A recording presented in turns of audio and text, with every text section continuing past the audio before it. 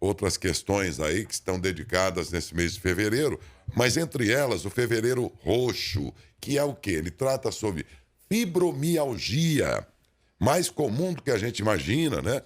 No mês de conscientização, e a gente sempre pega essas datas aqui para fazer a nossa parte, porque a tarefa é dos médicos em trazer o esclarecimento, a tarefa é nossa em proporcionar que o conhecimento chegue até todo mundo. Mas cada um tem uma parte, as pessoas também em aprender no que consiste cada um dos assuntos em cada mês. Nesse é o mês de atenção aqui, de conscientização sobre fibromialgia. O que será? Ah, como evitar? Como é o tratamento? Como a doença se manifesta? É genética? Não é? Tudo isso nós vamos discutir exatamente com o Dr. Fábio, a quem agradeço pela presença. Doutor, bom dia, tudo bem? Bom dia, tudo bem? Muito obrigado pelo convite. Um prazer falar sobre um assunto tão relevante, tão Isso. importante nessa época, Mais principalmente. comum do que a gente imagina. Já vi muita gente falando, eu tenho fibromialgia. Então, me pareceu muito comum, não é? Sim, inclusive na minha especialidade, na reumatologia, a fibromialgia corresponde à segunda doença mais É prevalente. mesmo. A primeira qual é? Osteoartrite. Osso, Artrose, como se dizia artrite, antigamente, o artrose. osteoartrite, o desgaste nas articulações.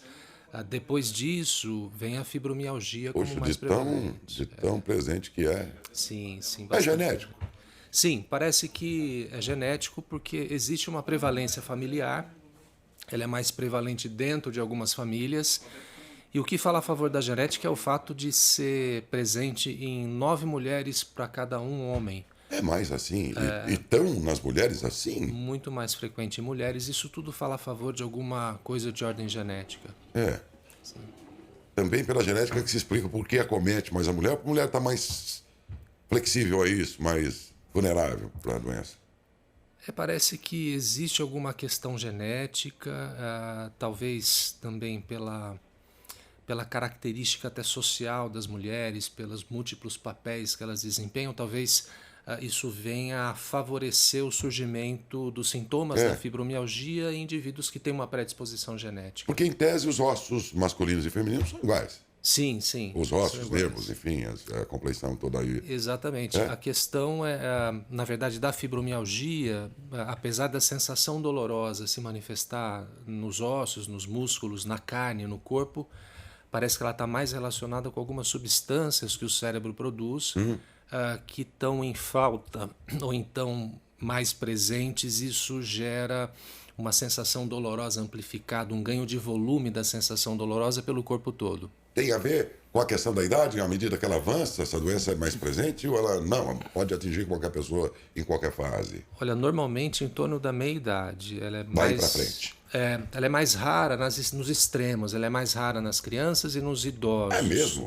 para se iniciar, né? É. Ela inicia normalmente na meia-idade. Tá. Então, e hoje, o senhor diria que aumentou o número de casos de alguns anos para cá?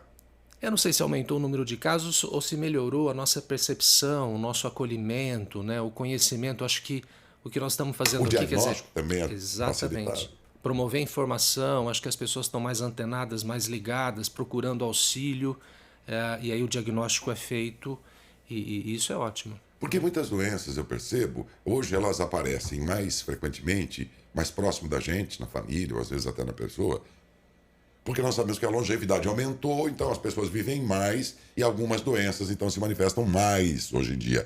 Essa tem alguma coisa a ver, não? Não, Não? essa eu diria que não tem a ver com a idade. A primeira que a gente falou da osteoartrite, do desgaste, essa sim. Mas a fibromialgia parece ter muito mais a ver com questões de estresse, de labilidade emocional. Isso é uma coisa mais É mesmo? presente hoje em dia, não é? Então talvez esse seja um gatilho importante para os sintomas da Eu fico pensando, fibromialgia. será que a fibromialgia em outros tempos talvez fosse comum entre homens e mulheres, e a mulher de 50 anos para cá, ela se modificou, quer dizer, hoje tem uma presença social no trabalho, uma série de atividades, e isso acumulou funções e obrigações. Sim. Tem a ver com essa modernidade, esse novo comportamento da mulher mais moderna, não? Olha, eu penso que sim. Até porque você vê um perfil característico do paciente ou da paciente com fibromialgia, que é um perfil mais centralizador, uma personalidade mais rígida, que gosta das coisas com perfeição e que abraça muitas coisas. E aí, ficando sobrecarregado ou sobrecarregada, ela sente mais dores, mais fadiga, mais sintomas. Uma entrevista dessa, geralmente, a gente começaria com a primeira pergunta inevitável: o que é e como se manifesta? E eu, de propósito, inverti e tentei situar primeiro o que é a doença nos tempos que nós vivemos, como é que ela se coloca dentro desse contexto, tudo para a gente entender exatamente essa outra parte, para então agora sim entrar no contexto da doença propriamente. Ela se manifesta pela idade, o senhor já falou, mas ela consiste no quê? O que acontece no corpo da gente quando nós temos fibromialgia? Bom, por definição, a fibromialgia é uma síndrome dolorosa, crônica, Muito doida. muito dolorida, e são dores difusas, normalmente migratórias pelo corpo todo. Até para dizer que o paciente tem fibromialgia, existem alguns critérios: as dores devem ser acima e abaixo da cintura, à esquerda e à direita, associado a uma sensação de fadiga, de cansaço, principalmente pela manhã ao acordar. A alteração na qualidade do sono também é um sintoma muito presente. A pessoa já levanta cansada, já levanta Dorme dolorida, dorme mal, Por causa exatamente. Não, além da dor, ela tem como característica uma arquitetura do sono alterada. Aquele sono mais profundo que nos renova para o dia O seguinte. tal sono REM. Exatamente. Não tem. Ele não acontece de forma No adequada. descanso. Exatamente. Tem estudos de polissonografia que mostram que essa fase mais profunda acontece de forma desajustada, e aí a pessoa já levanta cansada, já levanta quebrada. O paciente muitas vezes se queixa: doutor, às vezes eu levanto mais cansado de quando eu fui deitar. Né? Então, é uma síndrome caracterizada por dores difusas pelo corpo, sensação de cansaço, fadiga, principalmente ao acordar, um sono não restaurador. Né? E isso está relacionado com alguns neurotransmissores, algumas substâncias que o cérebro produz, que estão em níveis, alguns mais elevados, outros mais baixos, que promovem essa amplificação da sensação dolorosa. Então, não se trata de uma doença no músculo, no osso, na junta. A doença digamos, não é física nas partes aí onde Sim. a dor é sentida. Por isso existe tanto preconceito, por isso existe tanta polêmica em torno da fibromialgia, porque ela Se apertar, não aparece. dói. Ela não tem deformidades, né? Então a pessoa aparentemente está bem, mas a sensação dolorosa é tremenda. É mesmo? Sim. E a qualidade de vida fica péssima. Que coisa. De modo que se você apertar naquela região que a pessoa diz que está doendo, ela não vai sentir dor em função do aperto. Na verdade, existem pontos dolorosos ao apertar, mas não é porque a estrutura em si tá doente, mas é por conta da sensação dolorosa que a gente sente de forma amplificada. Existe um limiar de dor, né? Todos nós temos um limiar. Por exemplo, se eu beliscar o braço, eu não sinto nada. Se eu beliscar um pouco mais forte, começa a doer. Esse ponto é o limiar de dor. No paciente com fibromialgia, esse limiar está muito rebaixado. Então, qualquer estímulo gera dor, e essa dor se amplifica, se espalha, cronifica e gera toda essa situação. O senhor disse que a dor se manifesta do lado direito, do lado esquerdo, para baixo e para cima da cintura, são características da doença. Mas é só com esses sintomas que vocês diagnosticam ou existem esses exames de imagem, algo que possa fortalecer o diagnóstico do médico? Na verdade, o diagnóstico é clínico, é baseado nos sinais e sintomas Que a pessoa conta. Que a pessoa conta. Não existem exames que provem um diagnóstico, por exemplo, um exame de sangue, lá fibromialgia positivo, um exame de imagem, não aparece nada. O diagnóstico é clínico, como algumas doenças, não só a fibromialgia. Por exemplo, a enxaqueca também é uma condição clínica bem consolidada, bem documentada, cujo diagnóstico é clínico, não é através de exames. A própria dismenorreia, né, que é a cólica menstrual feminina. Então, é uma das condições onde os exames laboratoriais ou de imagem nos ajudam a descartar outras possibilidades, mas não a diagnosticar a fibromialgia. Aí o senhor falou e eu fiquei curioso. O fato de a mulher menstruar tal, regularmente e tudo mais, isso pode... Eu ainda estou aqui intrigado com essa história que 90% dos casos são mulheres, né? E tentando saber alguma explicação se é que tem para isso. Esse fato de que a mulher tem essa função da maternidade, todo o processo que ela tem lá regularmente, de hormonal e tudo mais, isso tudo não contribui, será? Não, até onde a gente sabe, não existe relação entre hormônio feminino, ciclo menstrual e sensação dolorosa. Talvez próximo ao período menstrual, talvez algumas oscilações de hormônio, por sabidamente alterarem o humor, né?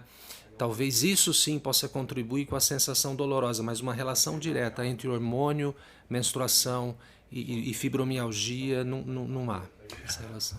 A fibromialgia vai atingir principalmente mulheres com tendência à obesidade e mais magras, ou isso não vem ao caso?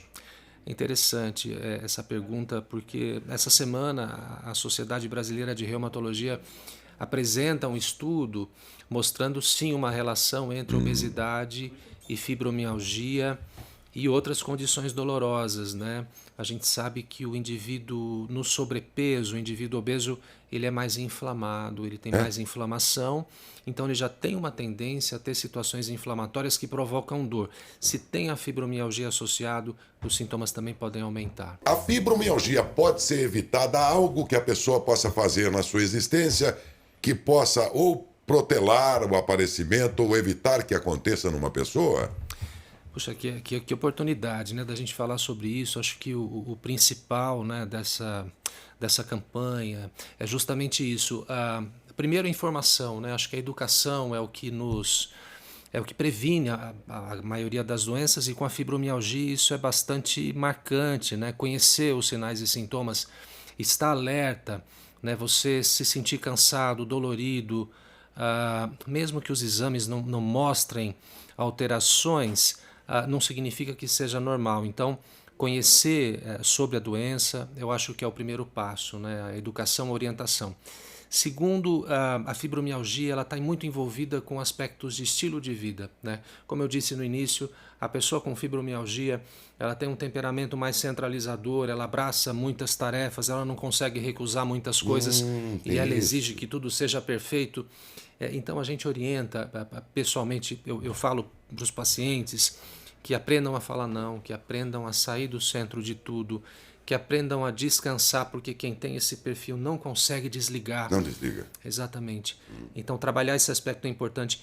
E um outro aspecto fundamental é o exercício físico, que às vezes pode parecer um contrassenso, a pessoa está cansada, toda dolorida. Eu ia perguntar, doutor, está doendo, o senhor está recomendando para fazer atividade física, doutor? Justamente, o exercício físico é o centro do tratamento, né?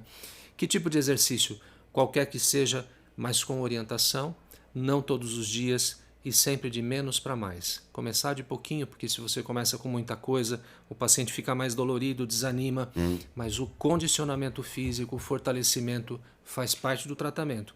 Tem autores que dizem que o tratamento medicamentoso é uma ponte até que o paciente ganhe condicionamento físico e consiga eventualmente até diminuir ou retirar medicamentos. Então, trabalhar os aspectos emocionais, essa questão da personalidade, melhorar o condicionamento físico, e também existem tratamentos medicamentosos.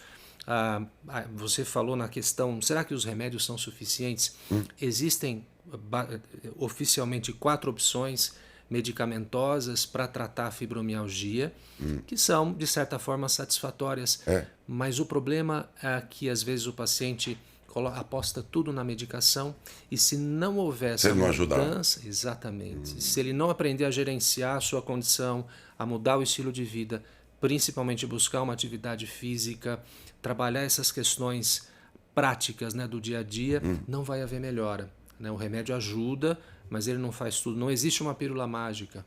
Doutor, nós estamos num tempo aqui que nunca se vendeu tanto remédio, não se prescreveu tanto remédio para ansiedade, essas coisas todas e tal. E aí nós vamos ver que isso aí muda todo um estado emocional na pessoa. Isso leva a acreditar que isso pode aumentar o caso de fibromialgia. Então, se a origem tem toda essa parte emocional na história, né? Sim, o emocional interfere bastante, né?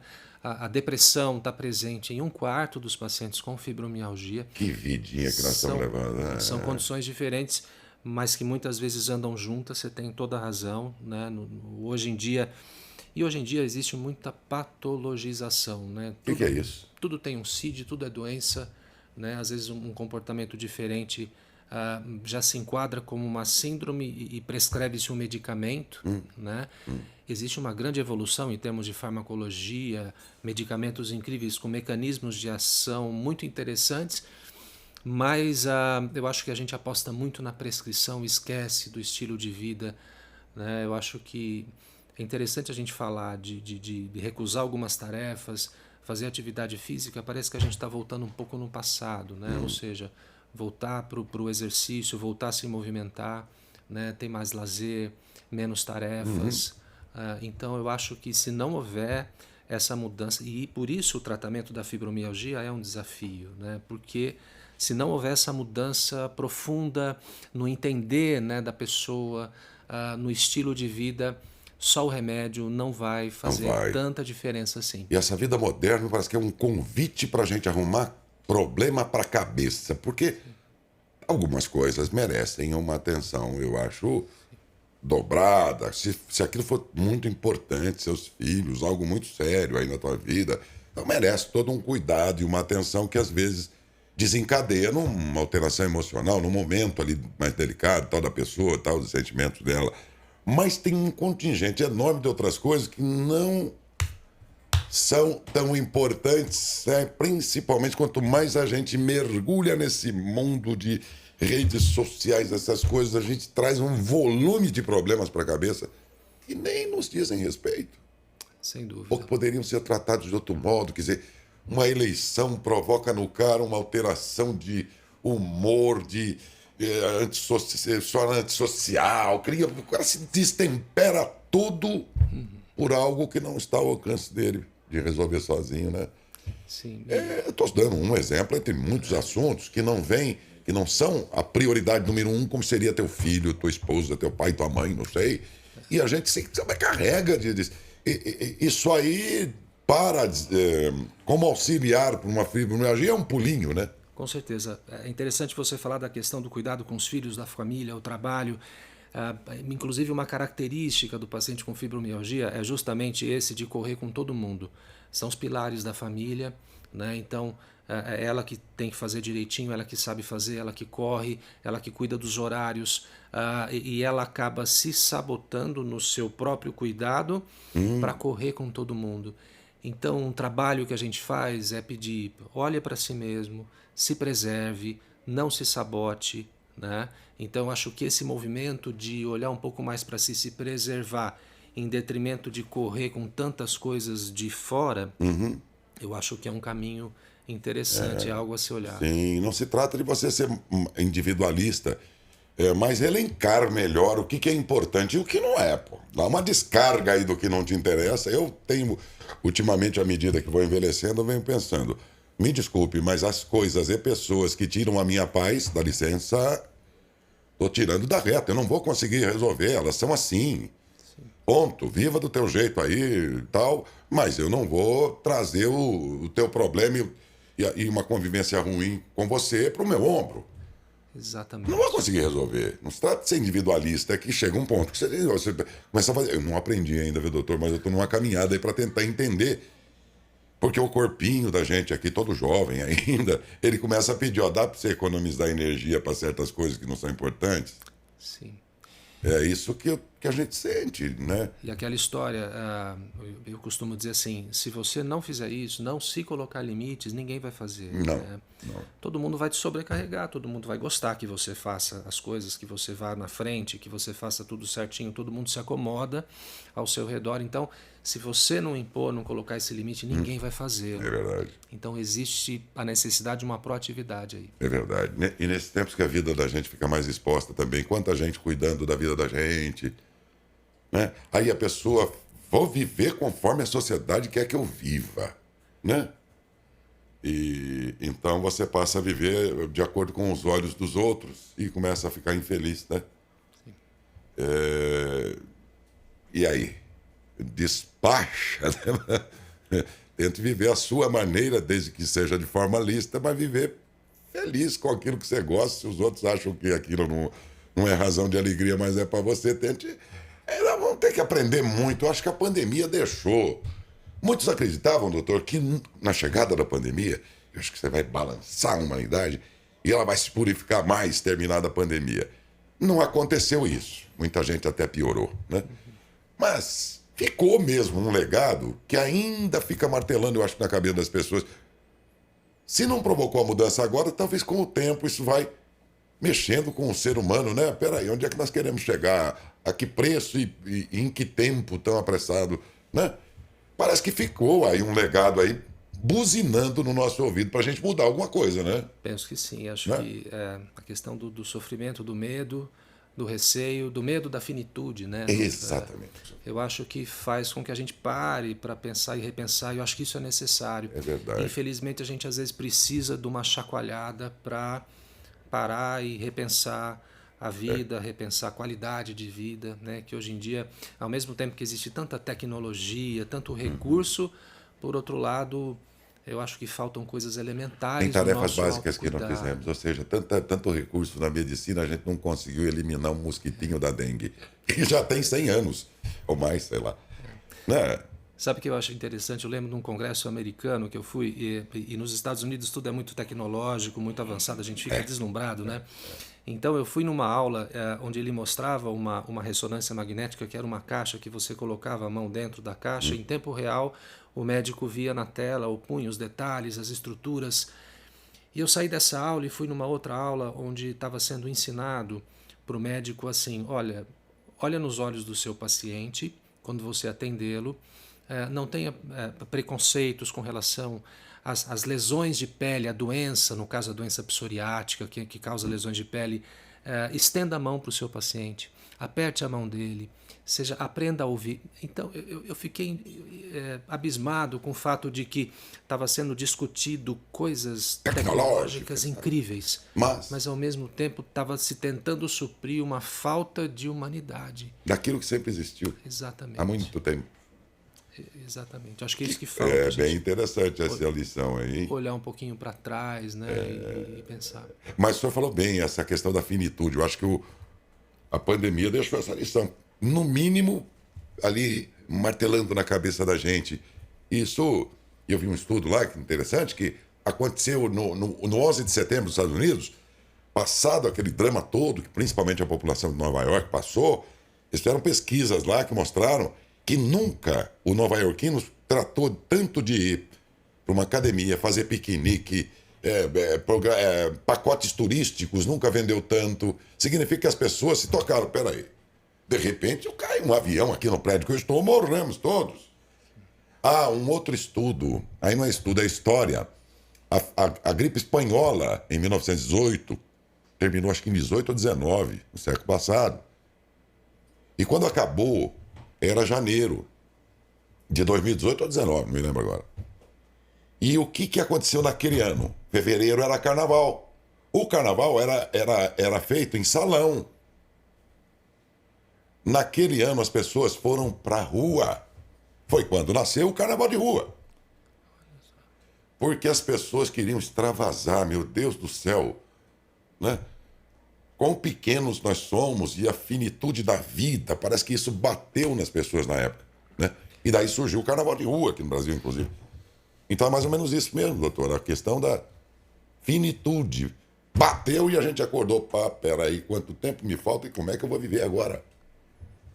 Exatamente né? isso. Acho que faz parte. Então, acho que toda informação, toda educação, todo estímulo na procura de um exercício físico, quando você para olhar para você, né? Porque a vida passa muito rápido, né?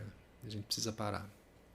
Doutor, quanto à disponibilidade, qual é a especialidade, afinal de contas, que você tem que buscar? O senhor é reumatologista, mas esse assunto, a fibromialgia, tem alguma atuação multiespecialidade ou diretamente é o reumatologista quem cuida e só? Muito legal essa questão. A especialidade médica, a princípio, é o reumatologista que gerencia, por se tratar de dor músculo-esquelética. Mas você falou num termo interessante e o termo é multidisciplinariedade. Precisamos do educador físico, precisamos eventualmente do psicólogo, eventualmente do fisioterapeuta, até nutricionista. Falamos de obesidade, existem alimentos inflamatórios. Então, precisa-se de uma equipe multidisciplinar. Com certeza, essa é a palavra. Terapeutas, por exemplo, serão, sabendo-se que essa questão emocional tem a ver, as terapias, psiquiatra ou psicólogos, terapeutas são também parte dessa multiespecialidade aí? Sem dúvida. O paciente onde a gente vê muito presente a questão da depressão associada, às vezes o psiquiatra pode tratar essa questão, enfim, é da especialidade dele, às vezes ele faz parte desse processo. Fibromialgia não é a mesma coisa que depressão, mas às vezes a gente caminha junto, né, no tratamento, o paciente é um só, né? A psicoterapia às vezes é muito válida. Acho que todas as linhas de psicoterapia têm algo a contribuir com o tratamento da fibromialgia, já que as questões emocionais são muito presentes. E o exercício físico, a orientação com relação ao exercício também. Fundamental. Perguntas dos ouvintes aí, temos alguma? Estou acompanhando aqui o programa através da rede social, através do Facebook aqui do jornalismo. A Maria Luísa mora na cidade de Dobrada. Bom dia, Maria Luísa. E ela pergunta: a alimentação, doutor, tem tudo a ver com essa doença? A informação que passaram para ela que café, refrigerante pode piorar esta doença. Interessante. Diretamente com a fibromialgia, não. Mas situações inflamatórias que podem estar junto com a fibromialgia e contribuir com a dor, existem alimentos anti-inflamatórios e existem alimentos inflamatórios a serem evitados. Basicamente, resumindo, Maria Luísa, açúcar, farinha branca, é bom não exagerar. Açúcar e farinha branca. Exatamente. E alimentos anti-inflamatórios, que são os vegetais, são os farelos, são as fibras naturais. Isso é para utilizar ou evitar? Isso é para utilizar. Isso tem que ser usado. Tá. Exatamente. Evitar o excesso do açúcar, principalmente refinado, da farinha branca, eu acho que é um caminho para controlar não só a inflamação, mas também controlar o sobrepeso. Então, sim, existem questões nutricionais. Principalmente, o senhor disse o açúcar refinado. Sim, é porque é processado, envolve que as pessoas preferem química, exatamente. Mas o açúcar é o cristal. Exatamente. Isso Aí o refinado já é um outro negócio. Exatamente. É uma outra história. Tem muita química. Dito para mim por um fabricante de açúcar de uma grande usina aqui da região, no trabalho que fiz para ele me dizia: olha, na minha casa a gente não usa refinado. Se ele está dizendo isso, e ele disse: na minha casa a gente usa o açúcar cristal. Mas a gente percebe que há uma certa preferência no refinado aí, porque dilui mais fácil, sei lá o quê, mas não é bom, tão bom. Às vezes a praticidade não é tudo. Solange, moradora do Imperador. Bom dia, ela Solange. fala assim: doutor, eu acordo todos os dias com fortes dores nas pernas, só durante a manhã, depois vai acalmando. Já passei por um vascular, passei pelo médico vascular, nada foi encontrado. Pode ser esta doença? Solange, pode sim. Na verdade, só dor nas pernas não é critério suficiente para dizer que é fibromialgia. Mas eu acho que faz parte da investigação, né? Será Pelo que menos levar em conta essa possibilidade. levar em consideração, acho que existe essa possibilidade. Se ela se identificou com tudo isso que foi discutido aqui, acho que vale a pena ela procurar ajuda. Que bom, né? Que existe essa... E se o vascular não detectou nada, então vamos buscar outra possibilidade agora. Eu acho que é isso, né? Isso mesmo. Busca aí pelo seu médico e procure ver nessa outra linha se de repente você não se encaixa nisso, né? Sim, não só essa como outras doenças reumatológicas, né, que provocam Porque dores. você disse que a dor tende a ser tanto do tronco para cima quanto para baixo. E ela disse que o problema dela é da linha da cintura para baixo. Ela só cita as dores nas pernas, isso não é suficiente para dizer que é fibromialgia. O doutor, então, peraí, só para porque nós já falamos aqui que dói dos dois lados, do lado direito e lado esquerdo, por exemplo, né? E tem pessoas que dói aqui do lado que eu costumo dormir em cima. Nada a ver. Se tiver que doer na fibromialgia, vai doer dos dois lados, independente do lado que a pessoa dorme. Exatamente. Dói tudo. Nem sempre as dores são generalizadas. Não dói tudo ao mesmo tempo, mas às vezes dói uma parte, às vezes a dor muda de lugar. Caracteristicamente, ela anda pelo corpo. Daberto, mais alguma? A Luísa pergunta, moradora Luísa. do Bairro Alto, ela quer saber qual que é a diferença da bursite dessa doença, doutor, que ela sente uma dor enorme no braço. Aí falam que a bursite já fez tratamento e ainda continua. Existe uma estrutura em várias articulações, por exemplo, ombro, joelho, quadril, chamada bursa, que é uma coleção líquida que lubrifica a articulação. Essa estrutura bursa, quando ela se inflama, é chamada bursite. Da mesma forma, quando um tendão inflama, chama tendinite. Então, é uma inflamação localizada na bursa, aí de qual articulação for. Isso não tem nada a ver com fibromialgia. As coisas podem coexistir, mas são coisas diferentes. Ok? Aqui acabou. Fechou. Doutor, foi muito boa a entrevista. Eu não me lembro aqui de a gente já ter feito alguma... E olha que nós fazemos, vocês sabem disso, entrevista com médicos sobre os mais diferentes assuntos. Eu não me lembro de ter feito sobre fibromialgia alguma vez. Também não. Daí... Olha que bela oportunidade que esse mês de fevereiro, que é o Fevereiro Roxo, proporciona. De a gente falar sobre fibromialgia, muito mais comum do que a gente imagina. E eu espero que essa entrevista tenha contribuído, não só com esse mês que é dedicado à prevenção ou cuidados e tal, como também tenha contribuído aí para que a gente faça a nossa parte no estudo, que, como eu disse, no nosso caso, é possibilitando a informação e disponibilizando para as pessoas, que também isso só é possível quando os médicos gentilmente nos atendem, que é o que fez aqui o doutor Fábio, a quem agradeço pela presença, doutor. Eu que agradeço a oportunidade, acho que falar sobre isso, acho que todo médico é um educador, né? A gente tem que promover informação para que...